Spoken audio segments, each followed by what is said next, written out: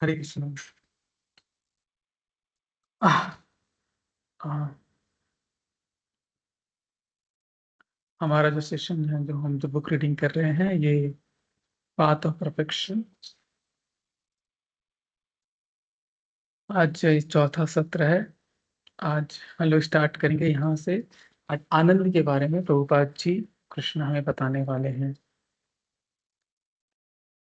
तो ध्यान से सुनिए।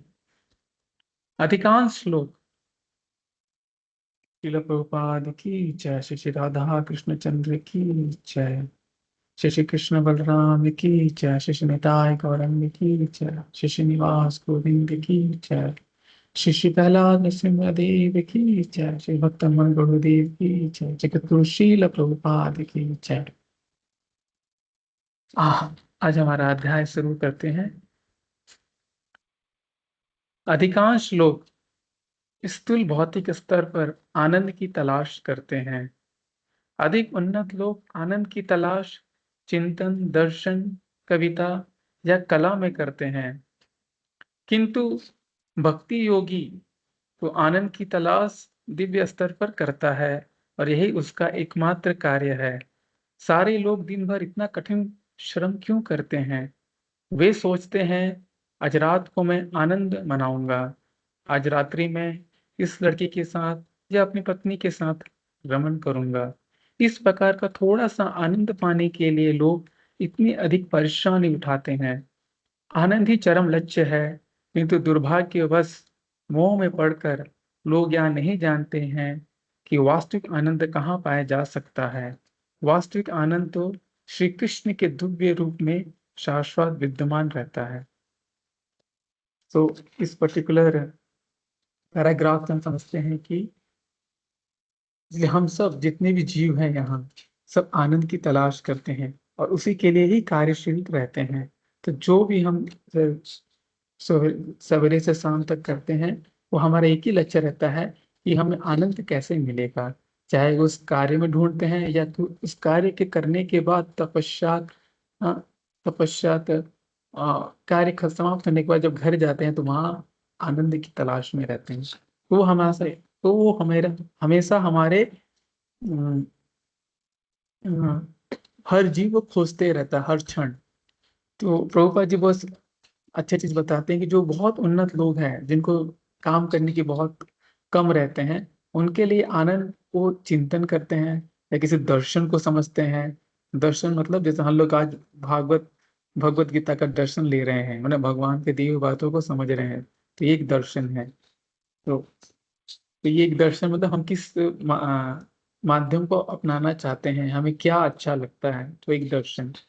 कुछ लोग कविताओं में रुचि रखते हैं, वहां से आनंद लेने की कोशिश करते हैं, और कुछ कला में, जो उनकी कुछ कला, जो पेंटिंग करना, जो इसकी पेंटिंग अच्छी है, जिसकी सिंगिंग अच्छी है, तो वो उधर वो आनंद ढूंढता है।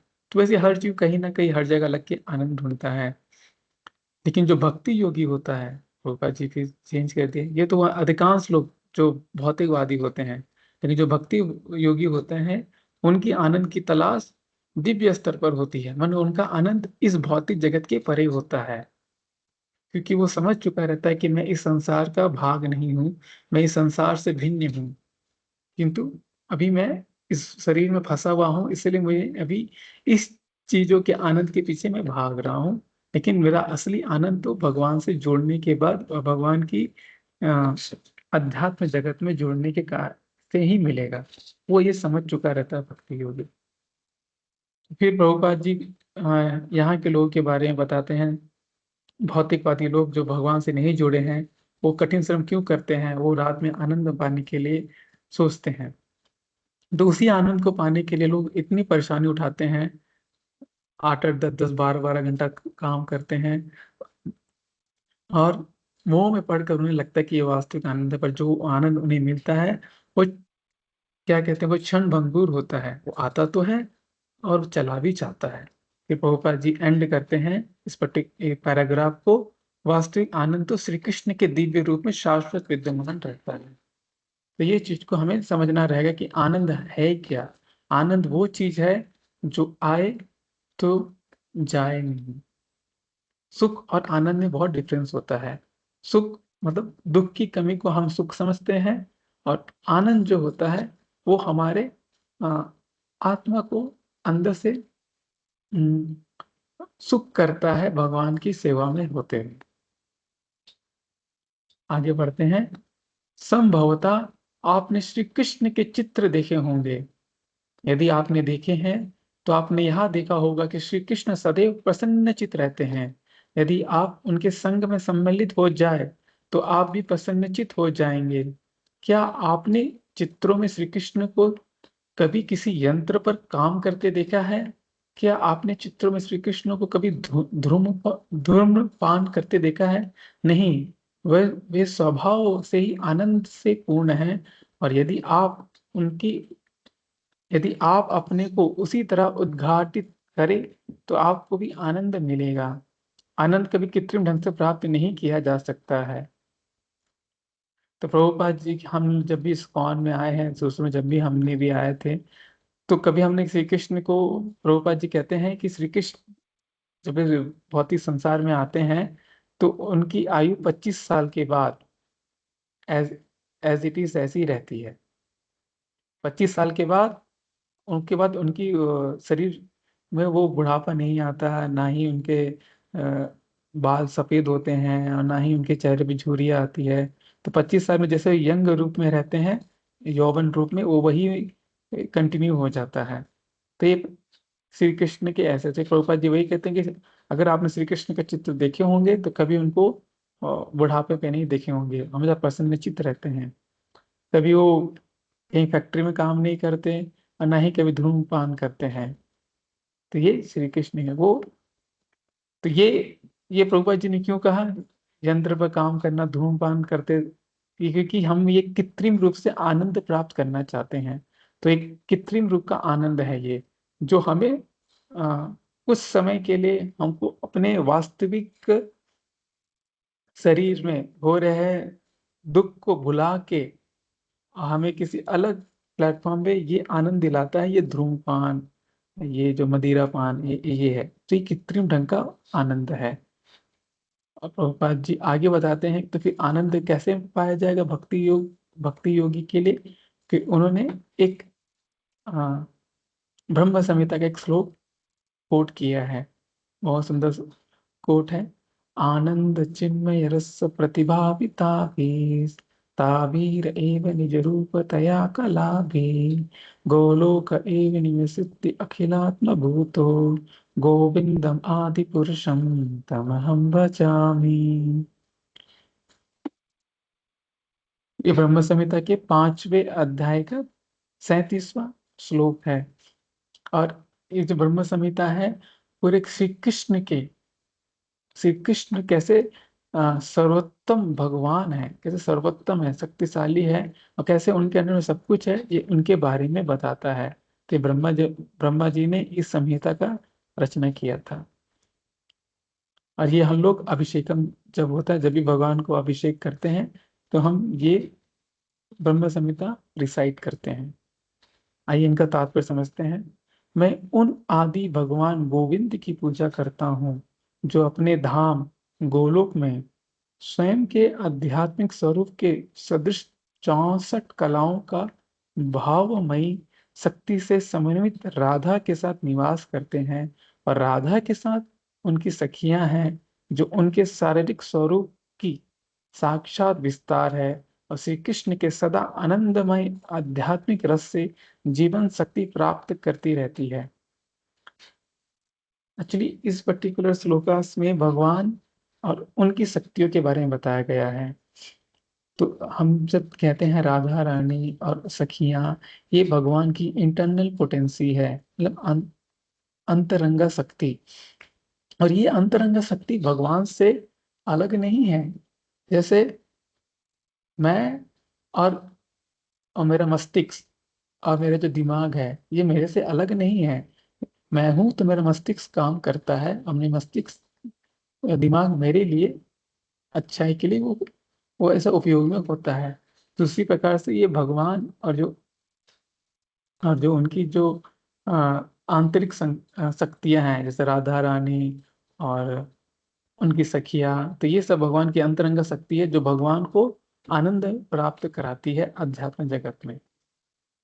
और यहाँ पे लिखा है 64 कलाओं, 64 कलाएं कलाएं हैं। जो 64 जो गुण हैं वो श्री कृष्ण में पाए जाते हैं। और बाकी जितने विष्णु तत्व होते हैं उसमें 60 कलाएं पाए जाते हैं। तो श्री कृष्ण ही ऐसे हैं जिसमें 4 कलाएं एक्स्ट्रास होती हैं। आगे बढ़ते हैं। रस, रस शब्द का अर्थ है आस्वाद। हम मिश्री या मिठाई का आनंद उसके स्वाद के कारण पाते हैं। हर व्यक्ति किसी न किसी स्वाद का आनंद लेने का प्रयास करता है। हम संभोग सुख चाहते हैं क्योंकि उसमें भी कुछ स्वाद होता है। यह आदि रस या मूल स्वाद कहलाता है। भौतिक स्वाद भिन्न प्रकार का होता है क्योंकि आस्वाद लेने के बाद वह तुरंत समाप्त हो जाता है। भौतिक स्वाद कुछ ही क्षणों तक रहते हैं। आप मिश्री के एक टुकड़े को लेकर चख सकते हैं और कह सकते हैं कि वाह, यह तो अति उत्तम है। किंतु आनंद बनाए रखने के लिए आपको मिश्री का दूसरा टुकड़ा चखना पड़ता है। अतः भौतिक स्वाद असीम नहीं है, किंतु असली स्वाद तो अंतहीन होता है। आध्यात्मिक स्वाद को विस्मृत नहीं किया जा सकता है, यह बढ़ता ही जाता है। आनंद बुद्धि वर्धनम। श्री चैतन्य महाप्रभु कहते हैं कि यह स्वाद सदैव बढ़ता जाता है। आध्यात्मिक आनंद सागर के समान है क्योंकि यह अत्यंत विशाल है। प्रशांत महासागर सदैव हिलोरे लेते रहता है किंतु बढ़ता नहीं है। ईश्वर के आदेश से सागर अपनी सीमा से आगे नहीं बढ़ता। यदि वह बढ़े तो विनाश हो जाए। भगवान श्री चैतन्य महाप्रभु कहते हैं कि ये कि एक अन्य सागर है, दिव्य आनंद का सागर। ऐसा सागर जो सदैव बढ़ता रहता है। आनंद बुद्धि वर्धनम प्रतिपदम पूर्णामृत स्वादनम सर्वात्म संपन्नम परम विजयते श्री कृष्ण संकीर्तनम। हरे कृष्णा का कीर्तन करने से हमारी आनंद की क्षमता अदा अधिकाधिक बढ़ती जाती है। तो ये पैराग्राफ में प्रभुपाद जी कैसे बता रहे कि भौतिक आनंद जो है वो कैसे कुछ ही क्षणों के लिए होता है, और वास्तविक आनंद जो है वो अध्यात्म आनंद होता है। भौतिक आनंद में हम चीजों को आनंदित बहुत समय तक नहीं रख सकते हैं। जैसे उन्होंने एग्जाम्पल दिया है, अगर आप मिश्री का एक टुकड़ा लेकर चख सकते हैं तो वाह, यति उत्तम है। किंतु आनंद बनाए रखने के लिए आपको मिश्री का दूसरा टुकड़ा लेना पड़ेगा। तो ये मतलब टुकड़े टुकड़ों में ये आनंद आता है, और ये भौतिक स्वाद असीम नहीं है। तो आध्यात्मिक चीजों के बारे में बता, क्योंकि चैतन्य महाप्रभु ने अपने शिष्टाष्टकास में एक श्लोक आता है, सेकंड श्लोक, जो कहते हैं आनंद बुद्धि वर्धनम। सॉरी, पहले में ही आता है, पहला श्लोक है ये। आनंद बुद्धि वर्धन प्रतिपदम पूर्णामृत स्वादनम सर्वात्म संपन्नम परम विजय श्री कृष्ण संकीर्तनम। तो ये जो हरे कृष्ण मंत्र है ये आनंद बुद्धि वर्धनम की तरह है। ये मतलब हमेशा हमें आनंद, जिससे इसको कहते हैं ना, विद अटेंशन अगर उसको चैंट करेंगे तो ये आनंद हमारे अंदर बढ़ता चला जाएगा, क्योंकि ये हमें डायरेक्टली भगवान से कनेक्ट करता है, जो कि आनंद के उच्चतम स्रोत हैं। अगर हम उससे कनेक्ट हो जाए तो हमेशा आनंद की कभी भी कमी नहीं आएगी, और हमेशा बढ़ते चली जाएगी, और हम भौतिक चीजों से उतने ही दूर होते चले जाएंगे। तो हमारे दुख का कारण है एक्चुअली भौतिक चीजों से आसक्ति। तो ये भौतिक चीजों से आसक्ति जैसे जैसे कम होती चली जाएगी, वैसे वैसे हमारे आनंद की सीमा बढ़ती चली जाएगी। तो भगवान को हमारे लिए आनंद देना इतना डिफिकल्ट नहीं है, लेकिन हम अपनी कहते हैं ना, हम अपना लगाम भौतिक चीजों में लगा के रखे हुए हैं, इसीलिए वो चीजें उतना रिसिप्रोकेशन में नहीं आता है। तो इसीलिए अगर हम कृष्ण से जितना जुड़ते चले जाएंगे, जितना हम उनको और अच्छे से प्रभुपाद ने हमें समझाया है वैसा समझने की कोशिश करेंगे, तो हमारी आनंद की सीमा बढ़ती चली जाएगी, आध्यात्मिक आनंद की सीमा। आगे बढ़ते हैं। जैसे श्री कृष्ण का साक्षात्कार हो चुका है, वह सदैव वृंदावन यानी वैकुंठ में वास करते हैं। भले ही कोई भक्त वृंदावन से दूर किसी स्थान में ही क्यों ना रहता प्रतीत हो, किंतु वह सदैव वृंदावन में ही रहता है, क्योंकि वह जानता है कि श्री कृष्ण सर्वत्र विद्यमान है। यहाँ तक कि परमाणु के भीतर भी परमेश्वर महानतम से महान और लघुतम से लघु है। एक बार कृष्ण भावनामृत की पूर्ण अनुभूति हो जाने पर और उसमें स्थिर हो जाने पर हम श्री कृष्ण को अपनी दृष्टि से ओझल नहीं होने देते हैं और हमारा आनंद सदैव बढ़ता जाता है। यह असली योग प्रणाली अर्थात भक्ति योग है, जैसा कि श्रीमद् भगवद गीता में स्वयं भगवान ने स्पष्ट किया है। तो यहाँ पे इस पर्टिकुलर पैराग्राफ में कह रहे हैं कि भगवान हर जगह है, कि भगवान सर्वत्र विद्यमान है। वो परमाणु के अंदर भी है, स्मॉलेस्ट टू स्मॉलेस्ट जो एटम्स है उसके अंदर में भी है भगवान, और सब जगह विराजमान है। और जो एक बार भगवान की अनुभूति कर लेता है वो उसके स्वरूप से ओझल नहीं होना चाहता है, और भगवान भी अपनी दृष्टि से ओझल नहीं होने देते। और हमारा आनंद भगवान को देखते देखते वो सदैव बढ़ता जाता है, और इसी को ही भक्ति योग कहते हैं। यही एक्चुअली भगवान ने जब योग बनाया तो वो योग का मतलब, प्रभुपाद जी कहते हैं, योग का मतलब होता है to connect with the god, भगवान से कनेक्शन बनाना। यही योग का मेन सिद्धांत है। अगर ये योग नहीं सिखाता है तो ये वो योग नहीं है, वो कुछ और ही है। असली योग है जो भगवान से कनेक्ट करते, और यही बात भगवान भगवद गीता में भगवान ने स्पष्ट किया है। इसी के साथ ही हमारा ये पहला अध्याय समाप्त होता है। आज हम दूसरे अध्याय की तरफ बढ़ेंगे। दूसरे अध्याय, मन तथा इंद्रियों का संयम। अब भगवान पे से सुख पाने के साथ हमारे ये मन तथा इंद्रियां जो है, ये जो है सबसे इम्पोर्टेंट चीज है, जो हमें भगवान के चरण कमलों पे लगने नहीं देता है। हमारी हमारे मन को हम लगने नहीं देता है, क्योंकि हमारा मन तथा इंद्रियां अभी भी बाहर की तरफ, मतलब बाहर चीजों की सुख की तरफ अभी भी ढूंढ रहा है। तो ये काफी कहते हैं जन्मों जन्मों से है, इसलिए इसे जानने में थोड़ा समय लगता है। पर कृष्ण कहते हैं अगर आप प्रैक्टिस करेंगे और संयम रखेंगे तो ये संभव है। तो हम देखते हैं, ये जो श्लोक है, जो प्रभुपाद ने श्लोक से स्टार्ट किया है, ये श्लोक छठे अध्याय के दूसरे में आता है। दूसरा श्लोक है, छठे अध्याय का दूसरा श्लोक है। यम संन्यास्यमिति प्राहि योगम तम विद्धि पांडवा, न हंसन्यस्त संकल्पो योगी भवति कश्चन। इसमें श्री कृष्ण कहते हैं, हे पांडुपुत्र, जिसे संन्यास कहते हैं उसे ही तुम योग अर्थात ब्रह्म ब्रह्म से युक्त होना जानो, क्योंकि इंद्र तृप्ति की इच्छा को त्यागे बिना कोई भी योगी नहीं हो सकता। तो यहाँ पे जो मैंने पहले बताया वो वही कह रहे हैं, संन्यास किसे कहते हैं। वो भगवान बता रहे हैं, योग अर्थात परम ब्रह्म से युक्त हो जाना, मतलब परम ब्रह्म से आपका योग हो जाना, आपका कनेक्शन बन जाना। और दूसरा है, इंद्र तृप्ति की इच्छा को त्यागे बिना कोई भी योगी नहीं हो सकता। तो एक तो हमको परम बनने से, एक तो हमें परम ब्रह्म से संपर्क करना है, संबंध स्थापित करना है, और दूसरा इंद्र तृप्ति की इच्छा को त्यागना है। तभी हम योगी कहलाएंगे, और तभी इसे संन्यास कहते हैं हाईएस्ट लेवल पे। और प्रभुपाद जी आगे बताते हैं, योगाभ्यास का यही असली उद्देश्य है। योग शब्द का अर्थ है जुड़ना।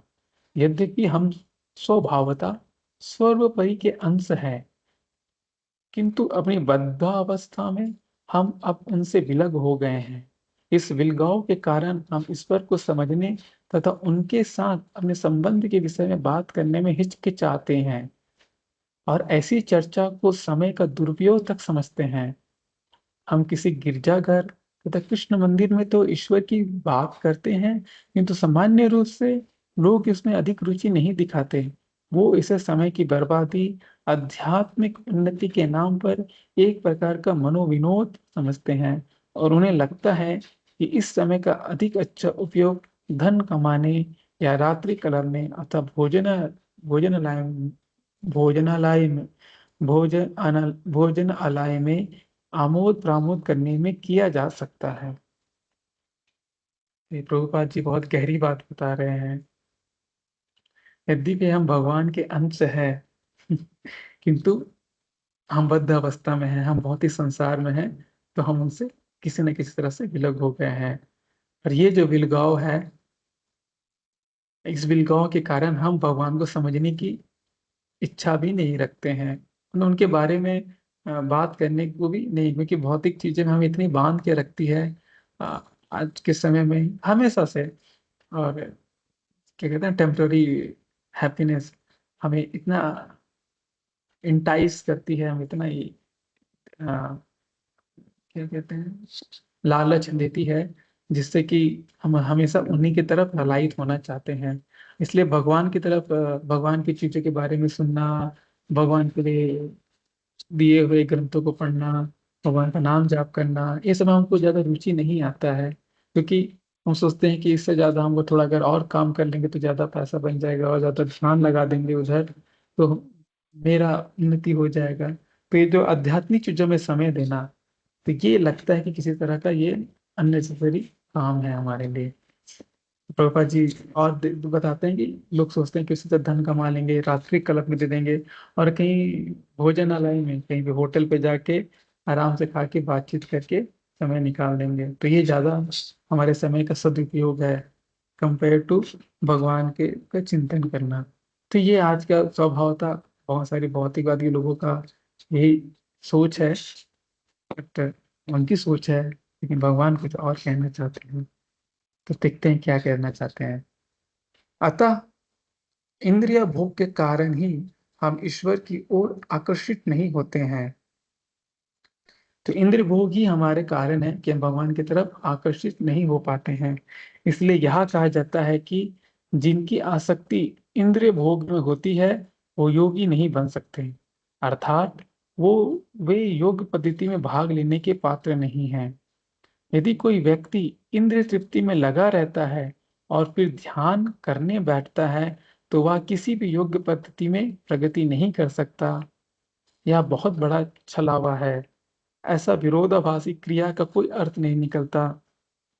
सर्वप्रथम योग का अर्थ है इंद्रियों पर संयम रखना। यम नियम, योग की 8 अवस्थाएं हैं।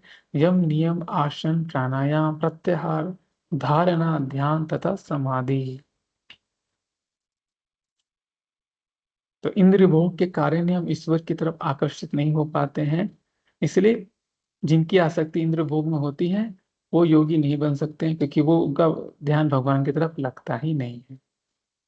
और वो इस योग पद्धति में जो भगवान जो बता रहे हैं, इस योग पद्धति में उनके वो पार्टिसिपेंट ही नहीं है। तो यदि कोई आदमी, तो ये आजकल के जो मॉडर्न जो लोग कहते हैं हम ध्यान लगाते हैं, लेकिन अगर कोई इंद्र तृप्ति में लगा है और इवन तो ये योगी योग कर रहा है, ध्यान में बैठा है, तो भी वो योग पद्धति में प्रगति नहीं कर रहा है। ये खाली एक उनके मन को संतावना देने के लिए है कि मैं ध्यान लगाया हूँ, पर जब तक वो इंद्र तृप्ति को नहीं छोड़ेगा वो योग पद्धति में आगे प्रगति नहीं कर रहा है। इसे एक बहुत बड़ा छलावा कहते हैं। तो प्रभुपाद जी लास्ट में कहते हैं योग का असली अर्थ है इंद्रियों पर संयम रखना। तो योग के अलग अलग लेवल है, यहाँ पे 8 अवस्थाएं हैं। यम नियम, आसना, प्राणायाम, प्रत्याहार, धारणा, ध्यान तथा समाधि। तो ये प्राणायाम हम लोग करते हैं बॉडी के जो वायु होती है, 5 वायु होती है, पंच वायु, उसको कंट्रोल करने के लिए आसन होते हैं, अलग अलग आसन होते हैं, जिससे हम अपनी इंद्रियों और मन को कंट्रोल करना चाहते हैं। पर मेन जो होगा हमारे इंद्रिया और मन को संयम करना, वो भगवान के चरण कमलों में ध्यान लगाने से ही आएगा, क्योंकि यही चीज है जो हमें भौतिक चीजों से दूर ले जाएगा। आगे बढ़ते हैं। 6ठे अध्याय में जिसमें भगवान सांख्य योग के विषय में बतलाते हैं, वे प्रारंभ से ही यह कहते हैं कि कोई व्यक्ति इंद्रिय तृप्ति की इच्छा का परित्याग किए बिना योगी नहीं बन सकता। ये प्रभुपाद जी बार बार रिपीट कर रहे हैं, इंद्र तृप्ति की इच्छा को परित्याग किए बिना कोई भी योगी नहीं बन सकता। हम चाहे कितना भी अपने आप को योगी बोल ले या योगा क्लासेस में जा रहे हैं, जब तक इंद्र तृप्ति की इच्छा को हम छोड़ेंगे नहीं, तब तक हम योगी नहीं बन सकते। भगवद गीता के अनुसार। अतः यदि वह अपनी इंद्रिय तृप्ति में ही लिप्त रहता है तो उसे योगी नहीं माना जा सकता है। योग के लिए कठोर ब्रह्मचार्य आवश्यक है। योग पद्धति में यौन जीवन नहीं होता। जो यौन सुख में लिप्त रहता है वह योगी नहीं बन सकता। ऐसे अनेक तथाकथित योगी भारत से अमेरिका आते हैं और कहते हैं आप जो चाहे सो कर सकते हैं, आप जितना संभोग करना चाहे करें, बस मात्र ध्यान करें, मैं आपको कुछ मंत्र दूंगा और आप मुझे कुछ धन देंगे। यह सब बकवास है। श्री कृष्ण के प्रामाणिक कथन के अनुसार कोई तब तक योगी नहीं बन सकता जब तक वह इंद्र तृप्ति की इच्छा का परित्याग ना कर दे। योगाभ्यास के लिए यही पहली शर्त बतलाई गई है। जब प्रभुपाद जी अमेरिका गए थे तो प्रभुपाद से पहले बहुत सारे योगी गए हुए थे, और वहां पे जितने भी योगी थे वो कोई रियल, जो कहते हैं वेदों का ज्ञान नहीं देते थे। सब किसी न किसी तरह से अमेरिकन, जो बाहर के लोग हैं, उनका जो वो ढूंढ रहे थे, उनका वो क्या कहते हैं, आ, जो ढूंढ रहे थे, जो सुख ढूंढ रहे थे, मतलब भौतिक में समझ गए थे कि भौतिक में सुख नहीं है, तो कुछ आध्यात्मिक तरफ जानना चाहते, तो वो तो कुछ ऐसा करते थे कि वो भगवान से जोड़ते नहीं थे, बस किसी तरह से उनको आध्यात्मिक से थोड़ा सा अलग करके और सही चीज बताते नहीं थे, और उससे वो पैसा कमाते थे, मतलब उनको लूटते थे एक तरह से। तो वो कहते थे आपको जो मन चाहे वो करिए, बस थोड़ा ध्यान लगाइए, मैं आपको कुछ मंत्र दूंगा और आप मुझे धन देंगे, तो इससे काम हो जाएगा, आपका भी मेरा भी। तो यही चलता था उस समय। तो बहुत सारे योगी इंडिया से जाके वहां पे पैसा बनाते थे। तो प्रभुपाद जी कहते थे श्री कृष्ण के प्रामाणिक कथन के अनुसार कोई तब तक योगी नहीं बन सकता जब तक वह इंद्रिय तृप्ति की इच्छा का परित्याग ना कर दे। तो जब तक इंद्रिय तृप्ति की इच्छा का परित्याग नहीं कर देता, वह तब तक योगी नहीं बन सकता। और सबसे बड़ी इंद्रिय तृप्ति होती है संभोग। वही प्रभुपाद जी इसमें बता रहे हैं। जब तक उससे इसलिए ब्रह्मचार्य का भी बताया गया, योग के लिए कठोर ब्रह्मचार्य आवश्यक है। आगे बढ़ते हैं। ये देखिए योग क्या है।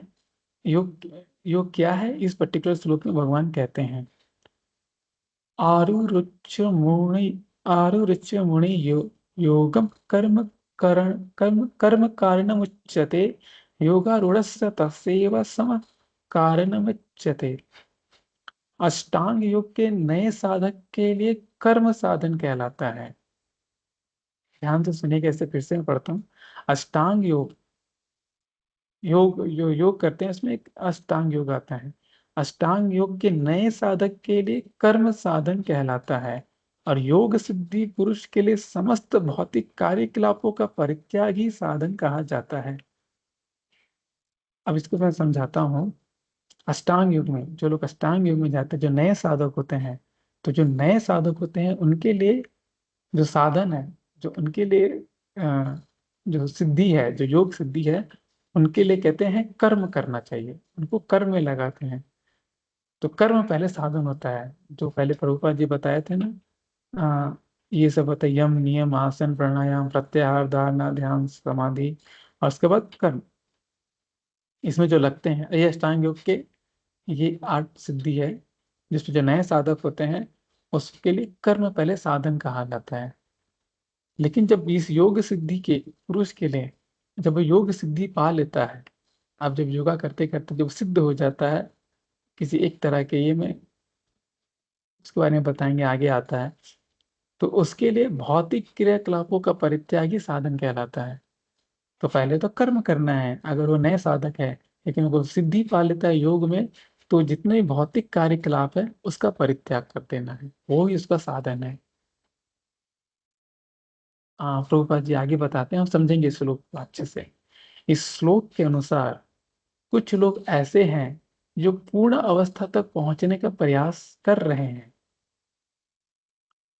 पूर्ण अवस्था में मतलब योग की पूर्णता में, योग की पूर्णता जो है, जो भगवान से संपर्क संबंध स्थापित करना, उस अवस्था पे पहुंचने के प्रयास कर रहे हैं। और कुछ ऐसे हैं जो पहले ही उस अवस्था को प्राप्त कर चुके हैं, वो हमें जब तक मनुष्य सिद्धा अवस्था में नहीं पहुंच जाता, तब तक उस तब तक उसे उनके कार्यों में लगे रहना चाहिए। हाँ, इस लाइन को समझिए। जब तक मनुष्य सिद्धावस्था में नहीं पहुंच जाता, तब तक उसे अनेक कार्यों में लगे रहना चाहिए। जैसे मनुष्य जन्म लेता है, वैसे ही सांसारिक चीजों में वो अ, जो रूल्स है उसमें आ जाते हैं, और अपने अपने कर्मों और वर्ण के अनुसार उसे कार्य करने पड़ते हैं। तो हर एक व्यक्ति का अपना कार्य होता है, स्वभाव के कारण या गुण के कारण, या जो उन्हें पिछले जन्मों से मिला है, तो वो कार्य करते रहना चाहिए। जब तक वो सिद्ध अवस्था में नहीं पहुंच जाता, तो उसको जो कार्य असाइन है वो करते रहना चाहिए। पश्चिम में अनेक योग मंडलियां हैं। पश्चिम में अनेक योग मंडलियां हैं जो आसन पद्धति का कराने का प्रयास कर रही है। अतएव वे विभिन्न आसनों में बैठने का प्रयास करते हैं। इस इससे सहायता तो मिल सकती है, किंतु यह एक विधि मात्र है जिससे मनुष्य असली स्तर को प्राप्त कर सकता है। वास्तविक योग पद्धति अपनी पूर्ण अवस्था में इन शारीरिक व्यायामों से बहुत भिन्न है। तो यहाँ पे प्रभुपाद जी कह देते हैं कि बहुत सारी योग मंडलियां हैं जो पश्चिम में पहुंची है, वेस्ट में, जो आसन पद्धति का अभ्यास करा तो रही है, तो डिफरेंट डिफरेंट आसनों में बैठने का बोलते हैं, परंतु एक जो विधि मात्र है जिससे मनुष्य स्तर को प्राप्त कर सकता है, वो योग पद्धति शारीरिक व्यायामों से बहुत भिन्न है। जो असली स्तर का जो योग है, वो शारीरिक व्यायामों से अलग है। अब प्रभुपाद जी आगे बताते हैं। फिर भी यह समझना आवश्यक है कि कृष्ण भावना भावित व्यक्ति प्रारंभ से ही ध्यान के स्तर पर स्थित होता है, क्योंकि वह सदैव श्री कृष्ण का चिंतन करते रहता है। श्री कृष्ण की सेवा में सदैव संलग्न रहने से यह मान लिया जाता है कि उनके सारे भौतिक कार्यकलाप बंद कर दिए हैं। तो ये बहुत बड़ी बात है। प्रभुपाद जी कहते हैं कि कृष्ण भाव हमारे भावित में जो व्यक्ति लगे रहते हैं, उनका ध्यान स्टार्ट हो जाता है, ध्यान के स्तर पर स्थित होता है, सीधा ध्यान के स्तर पर, यम नियम से ऊपर ध्यान, क्योंकि वह सदैव श्री कृष्ण का चिंतन करते रहता है। वो इतना ऊपर कैसे पहुंच जाता है? क्योंकि वह श्री कृष्ण का चिंतन करते रहता है। यही हाईएस्ट समाधि, जो भगवान में ध्यान लगाना। और प्रभुपाद जी आगे बोलते हैं, जिस जो श्री कृष्ण का सदैव संलग्न करते रहते हैं, उसे मान लिया जाता है कि उन्होंने सारे भौतिक कार्यकलाप बंद कर दिए हैं। तो जो हमेशा भगवान के चिंतन करते रहता है, मतलब उन्होंने सारे अपने भौतिक कार्यकलाप बंद कर दिए हैं, लेकिन भगवान के लिए वो कार्य करेगा। आगे बढ़ते हैं।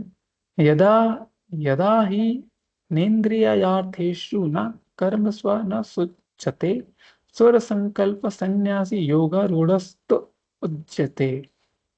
जब कोई पुरुष समस्त भौतिक इच्छाओं का त्याग करके ना तो इंद्र तृप्ति के लिए कार्य करता है और ना सकाम कर्मों में प्रवृत्त होता है, तो वह योगारूढ़ कहलाता है।